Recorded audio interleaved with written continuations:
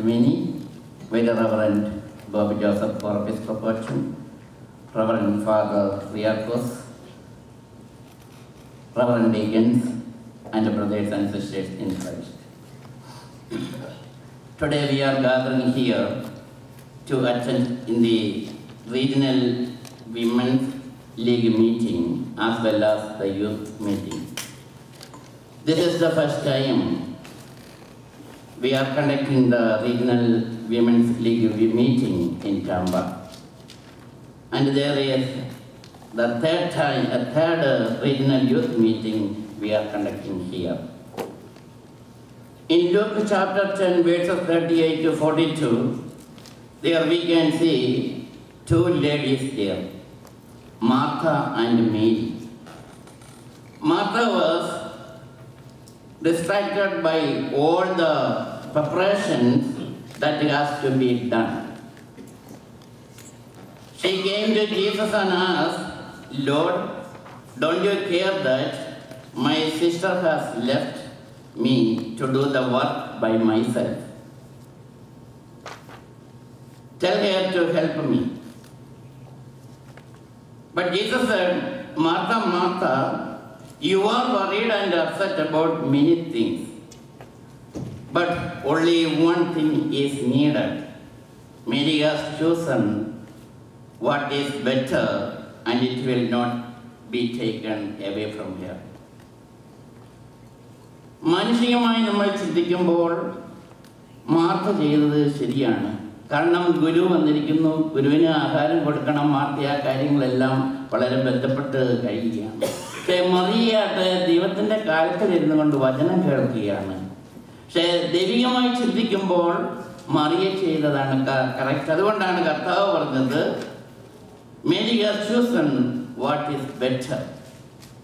അപ്പോൾ നമ്മളൊക്കെയും ദൈവസന്നിധിയിൽ നല്ലതിനെ തിരഞ്ഞെടുക്കുന്നവരായി തീരണം. മറ്റുള്ളവരെ ചെയ്യാതെന്നല്ല, എല്ലാറ്റിലും ഉപരിയായി ദൈവിക കാര്യങ്ങൾക്ക് നമ്മൾ പ്രാധാന്യം നൽകണമെന്നാണ് ഈ ഭാഗം നമ്മളെ ഓർമ്മിപ്പിക്കുന്നത്. നമ്മുടെ കർത്താവിൻ്റെ ജനനത്തെങ്കിലും മരണത്തെങ്കിലും നമുക്കൊരു വ്യക്തിയെ കാണുവാനായി സാധിക്കുന്നുണ്ട്. ആരാണെന്നറിയാമോ? At the birth and the death of our Lord Jesus Christ, a person was there. Who was that person? യോഹന്നാന് ജനനത്തിൽ ഇല്ലല്ലോ. മാതാവ്. മാതാവിനെ നമുക്ക് ജനനത്തിങ്കൽ കാണുവാൻ സാധിക്കുന്നു. കുരിശിങ്കൽ കർത്താവിനെ കുറിച്ച് നോക്കിയപ്പോൾ അകലെ കുറച്ച് മാറിയെന്ന് മാതാവ് വിലപിക്കുന്നതായിട്ട് നമുക്ക് കാണുവാൻ ബൈബിളിൽ നിന്ന് മനസ്സിലാക്കുവാൻ സാധിക്കുന്നു. അപ്പോൾ മാതാവ് എല്ലായ്പ്പോഴും ദൈവത്തോടു കൂടി ഉണ്ടായിരുന്നു. അമ്മയെക്കുറിച്ച് സഭ സംബോധന ചെയ്യുന്നത് തന്നെ വ്യാകുല മാതാവെന്നാണ്. അമ്മയുടെ ജീവിത രീതി നമ്മൾ പരിശോധിക്കുമ്പോൾ നമുക്ക് മനസ്സിലാകും എത്രമാത്രം അമ്മ ക്ലേശങ്ങൾ, കഷ്ടതകൾ, ബുദ്ധിമുട്ടുകളൊക്കെ സഹിച്ചു എന്ന്. കേവലം ചെറുപ്രായത്തിൽ തന്നെ മാതാപിതാക്കളുടെ ലവ് എല്ലാം നഷ്ടപ്പെട്ട് ദേവാലയ അന്തരീക്ഷത്തിൽ വളരേണ്ടി വന്നു. അവിടെ നിന്ന് കൗമാര പ്രായത്തിലേക്ക് കടന്നപ്പോൾ ഇതാ ഗബ്രിയേൽ ദൂതൻ പറയുന്നു, നീ ഗർഭം ധരിച്ചൊരു മകനെ പ്രസവിക്കും. അമ്മ അത് സന്തോഷത്തോടുകൂടി സ്വീകരിക്കുകയാണ്. അമ്മയ്ക്കറിയാം നാളത്തെ ബുദ്ധിമുട്ട്. ഔവാഗതിയായിരിക്കെ ഗർഭം ധരിച്ച ഒരു യഹൂദ ബാലിയെ യഹൂദ നിയമപ്രകാരം കല്ലെറിയുവാനും നിഷേധിക്കുവാനും പരിഹസിക്കപ്പെടുവാനും പോകുന്ന ആ ഭാവി ദിവസത്തിലേക്ക് തൻ്റെ വേദനാജനകമായ കണ്ണുകളെ ഉയർത്തിക്കൊണ്ട് കർത്താവിനോട് പറയുന്നു, കണ്ടാലും ഞാൻ നിന്റെ ദാസി, നിന്റെ ഇഷ്ടം പോലെ എനിക്ക് ഭവിക്കട്ടെ എന്ന്. അവിടുന്ന് പുത്രന് ജന്മം നൽകുന്ന സന്ദർഭത്തിൽ പേർവഴിയാക്കുവാനായിട്ട് പോയപ്പോൾ അവിടെ വെച്ച് പ്രസവവേദന ആരംഭിച്ചു. സത്രങ്ങളെല്ലാം ഫുള്ളായതുകൊണ്ട് അവിടെ കിട്ടിയില്ല. ഒടുവിൽ അമ്മ ജോസഫ് അമ്മയും കൂട്ടിക്കൊണ്ടൊരു പുൽത്തൊട്ടിയിൽ പോയി അവിടെ യേശുവിന് ജന്മം നൽകി. ആ കുഞ്ഞിനെ പുതപ്പിക്കുവാൻ ഒരു ടവൽ പോലും അവളുടെ കയ്യിലില്ലായിരുന്നു. അത് കഴിഞ്ഞ് മിസ്രൈമിലേക്കുള്ള ഒളിച്ചോട്ടം, അതുപോലെ തന്നെ ദേവാലയത്തിൽ വെച്ച് ശിശുവിനെ കാണാതെ പോകുന്നു.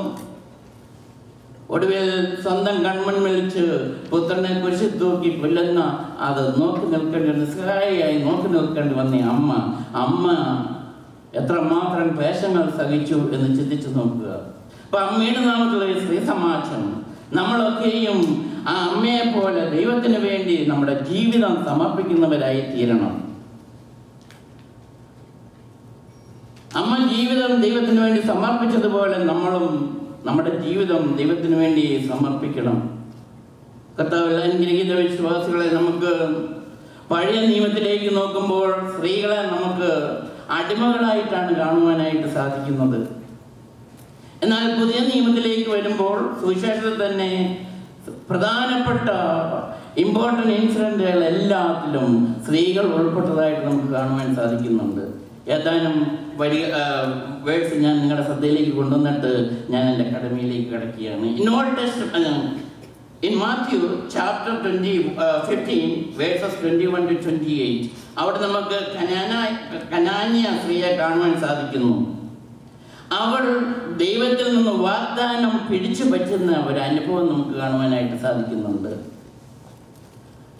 അവിടെ അവൾ കർത്താവിനോട് പ്രാർത്ഥിച്ചു, ലോർഡ് ഹെൽപ്പ് മീ, എന്നെ സഹായിക്കണമേ എന്ന് അവള് കർത്താവിനോട് പ്രാർത്ഥിച്ചു. അവളെ പരീക്ഷണാർത്ഥം കർത്താവ് പിന്തിരിപ്പിക്കാൻ ശ്രമിച്ചിട്ടും മാറ്റമില്ലാത്ത വിശ്വാസത്തിന്റെ മുന്നിൽ കർത്താവ് അത്ഭുതം പ്രവർത്തിച്ചു.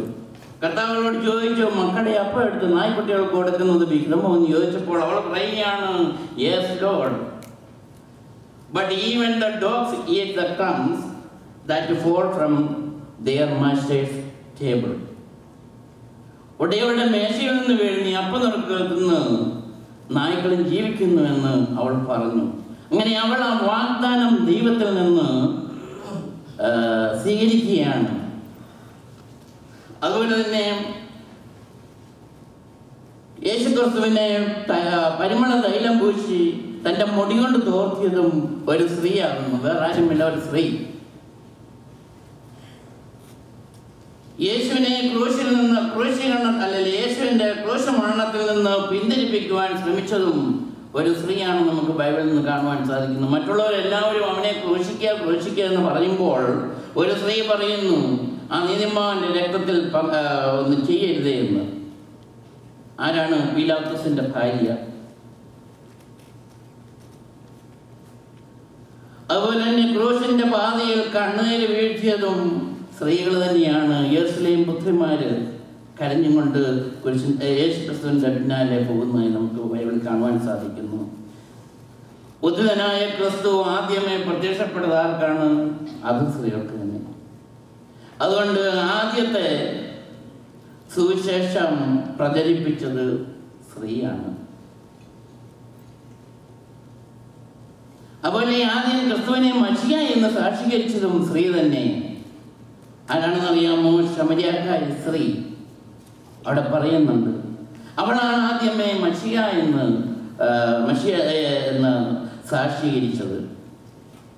അവസാനം പറയുന്നത്, എൻ്റെ കർത്താവിൻ്റെ അമ്മ എൻ്റെ അടുക്കൽ വരുവാനുള്ള മാനം ഇവിടെ നിന്നുണ്ടായി. അതും ആരാണ്? ഒരു സ്ത്രീ, എലിസബത്ത്. പറയുന്നു, എൻ്റെ കർത്താവെന്ന് ആദ്യമായിട്ട് വിളിച്ചതും സ്ത്രീ തന്നെയായിരുന്നു. ഒടുവിൽ ഭാഗ്യവതി എന്ന് പുകഴ്ത്തപ്പെട്ടതും ആരെയാണ്? ഒരു സ്ത്രീയാണ്, കന്യമറിയാമ്മ. അപ്പോൾ പുതിയ നിയമത്തിൽ പ്രധാന സംഭവങ്ങളിലൊക്കെയും സ്ത്രീകൾ ഇൻവോൾവ് ആയിരിക്കുകയാണ്. അപ്പോൾ കർത്താവിനെ അനുഗ്രഹിക്കുന്ന വിശ്വാസികളെ, ഇതിലൂടെ ഈ സമാജത്തിലൂടെ സ്ത്രീകൾക്ക് സഭയിൽ വൻ കാര്യങ്ങൾ പ്രവർത്തിക്കുവാനായിട്ട് സാധിക്കുമെന്നാണ് ഈ ഭാഗങ്ങൾ ഓർമ്മിപ്പിക്കുന്നത്. നമ്മളിലൂടെ ദൈവനാമം മഹത്വപ്പെടുത്തണം. നമ്മളിലൂടെ അല്ലെങ്കിൽ ഈ സമാജം വഴിയായി അനേകായിരങ്ങൾ അനുഗ്രഹത്തെ കണ്ടെത്തുവാൻ മുഖാന്തരമായി തീരണം. ഇവിടുത്തെ സ്ത്രീ സമാജത്തെക്കുറിച്ച് ഓൾറെഡി ഷാലിൽ പറഞ്ഞു. ജെസിയെക്കുറിച്ച്, ജെസിയാണ് സെക്രട്ടറി. വളരെ ആത്മാർത്ഥമായിട്ട്